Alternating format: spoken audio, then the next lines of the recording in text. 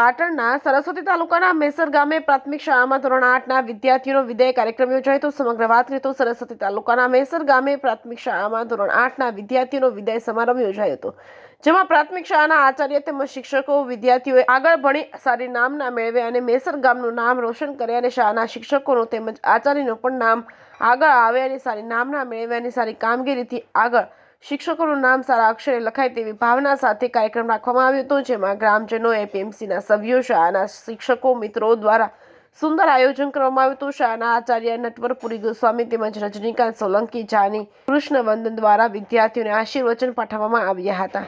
જે કેસરી ગુજરાતી સાથે પ્રવીણ પંચાલ, મેસર। નમસ્કાર।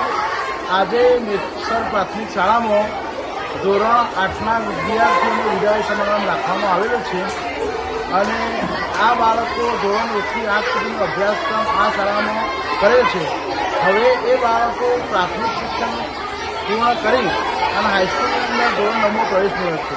આ બાળકો જીવનની અંદર ખૂબ પ્રગતિ કરે, ખૂબ સુખી થાય અને ખૂબ સારું ઉચ્ચ શિક્ષણ મેળવી અને પોતાના ગામનું, પોતાની શાળાનું, પોતાના પરિવારનું અને સમાજનું નામ રોશન કરે એવા અમે શુભાશીષ શાળા પરિવાર વતી આપીએ છીએ।